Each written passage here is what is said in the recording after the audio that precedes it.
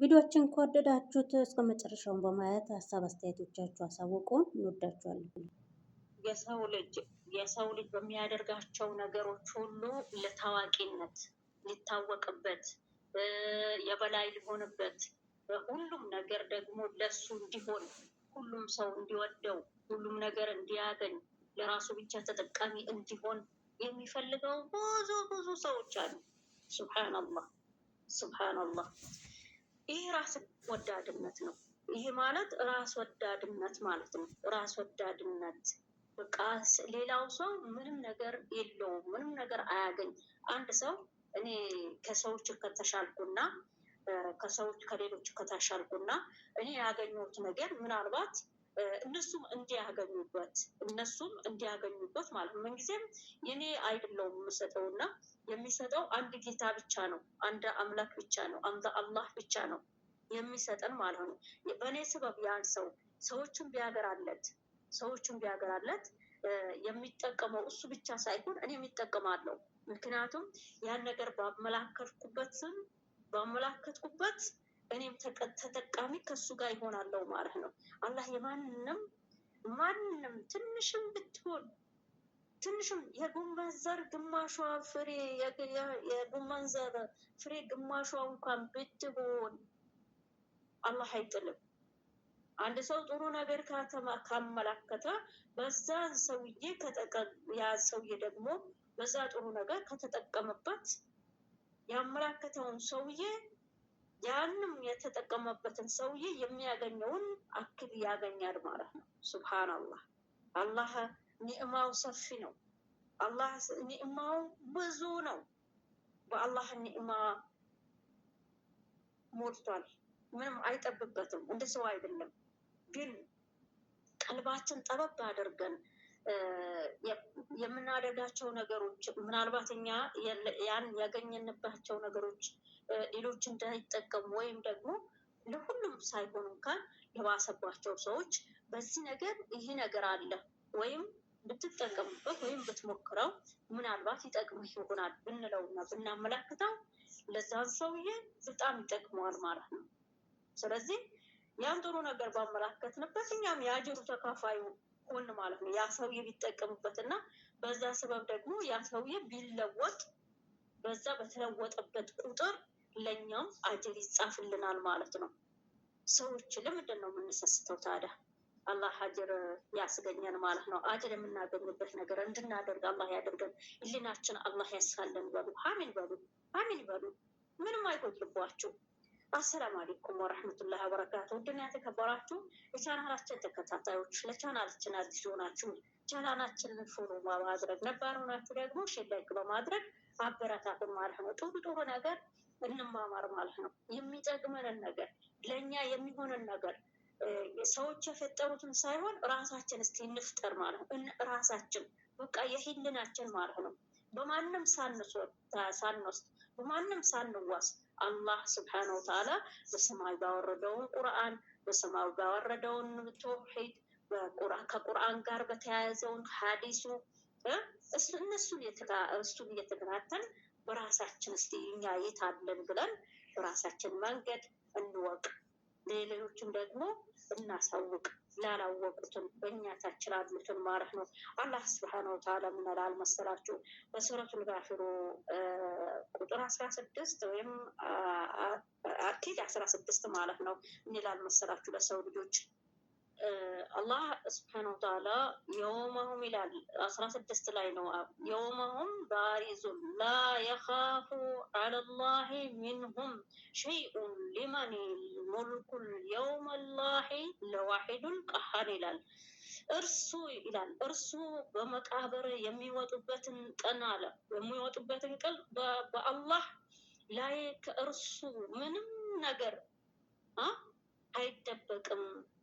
በእርሱ ምንም ነገር አይደበቅም። ንግስናም ዛሬ ለማን ነው ይላል አላህ ሱብሓነሁ ወተዓላ። አያችሁ፣ ንግስናም ዛሬ ለማን ነው ይላል። ለማን ነው ይባላል?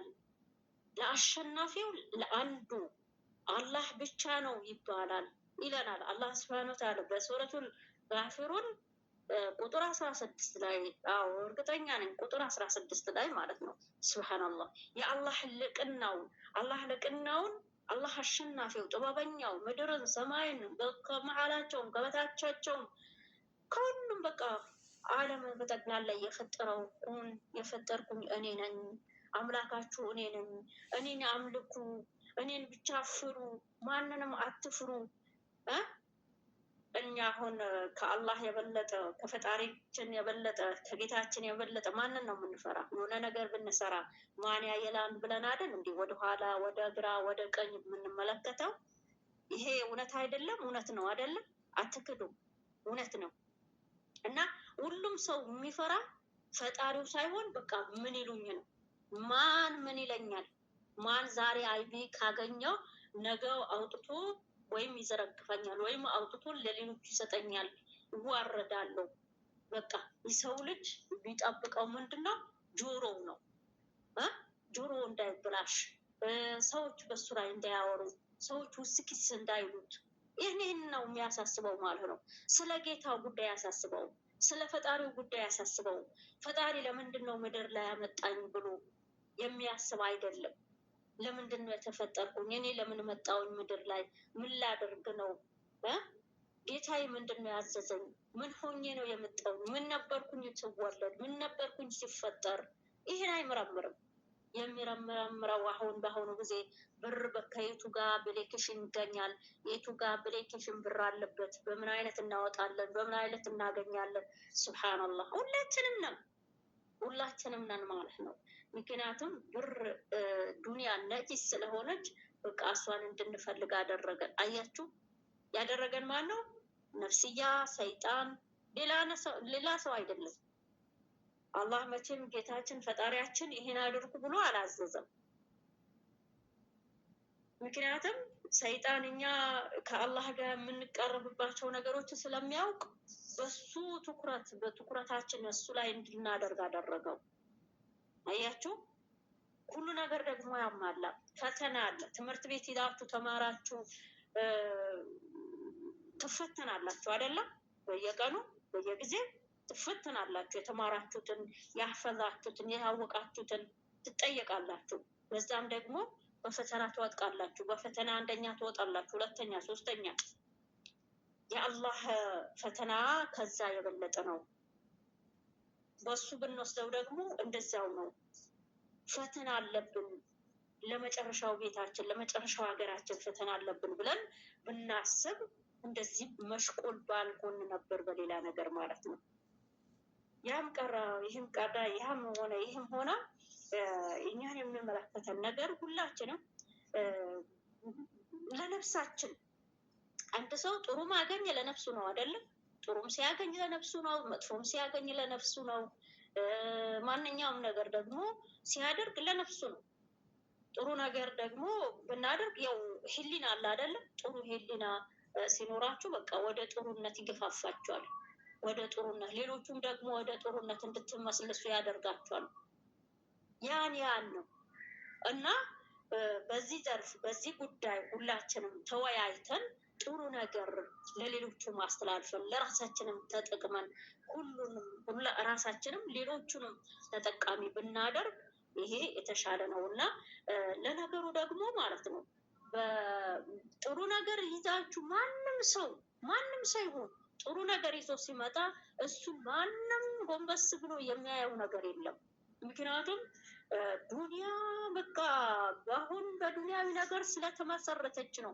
በቃ በዱንያዊ ነገር ብቻ አሁን በምናገኝባት ብቻ አሁን ቆሻሻ ነገር በሚዲያው ላይ እንትን ስትሉ በብዛት የሚታየው ምንድን ነው? ያው ቆሻሻው፣ ዲራማው፣ ሚሳሳሙ ብቻ በቃ እንደዚህ ነገር ነው። እኔ አሁን ሰውን መዝለፍ አይደለም፣ ሌሎቹን መዝለፍ አይደለም። እነዚህ የተሳሳቱትንም አላህ ሂዳ ይስጣቸው፣ እኛንም ደግሞ አላህ ሂዳ ይስጠን ማለት ነው። በብዛት እኛ ነን አሁን በሱ ላይ መሽቆል ሆነ ያለ ነው እና ጥሩ ነገር ለእኛም ይሁን ለሌሎቹም ይሁን ብናስተላልፍ ለሁሉ የተሻለ ነው። ከዛም አላህ ስብሐነ ወተዓላ ከዛም በሱረቱ ጋፊሩ ላይ 17 ላይ እንደዚህ ይለናል። የውመ ላ የውመ ቱጅዘው ኩለ ነፍሲ ቢማ ከሰበት ላ ዙልማ ኢነላሀ ሰሚዑን ሊሒሳብ ይላል።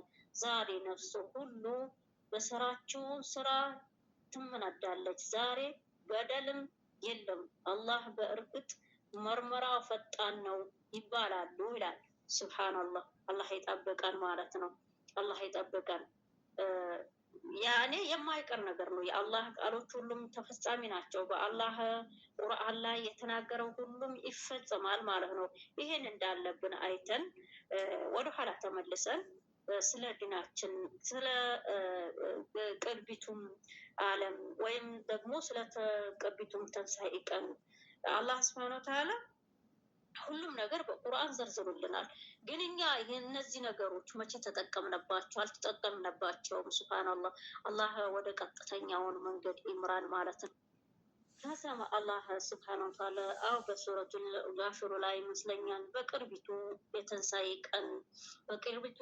ቀን ልቦች በጭንቀት ተሞልተው የተሞሉ ሆኖ ላንቃዎች ዘንድ የሚደርሱበትን ጊዜ አስጠንቅቃቸው። ለበዳዮቹ ምንም ወዳጅና ተሰሚነት አማራጭም የላቸውም ይለናል። እንግዲህ አላህ ከበዳዮች አላህ ይጠብቀን ማለት ነው። አላህ ከበዳይ ይጠብቀን፣ እኛ በዳዮች አያደርገን ማለት ነው። አላህ ሱብሃነሁ ወተዓላ በቁርአኑ እንደገለጸልን ስለ ዲን ስለ ጥሩ ነገር ስለ ሰዎችን የሚያቀራርብ ስለ ሰላም ሰዎችን የሚያዋድድ ይህን ብንጠቀምና ለሌሎቹን ደግሞ እንደዚህ ብናበረታታ ይህ ለኛ የተሻለ ነው ብዬ ነው የማስበው። እናም ውድና የተከበራችሁ የዛሬ ትምህርታችን በዚህ አጠናቀናል ማለት ነው። ኢንሻአላህ በሚቀጥለው ደግሞ እኛን ይጠቅሙናል፣ እኛን ይጎዱናል ወይም ደግሞ ለሌሎቹም ይጠቅማሉ ያልናቸው ነገሮች ይዘን እንመጣለን። እንግዲህ ቪዲዮአችን ከወደዳችሁት እስከ መጨረሻውን በማየት ሀሳብ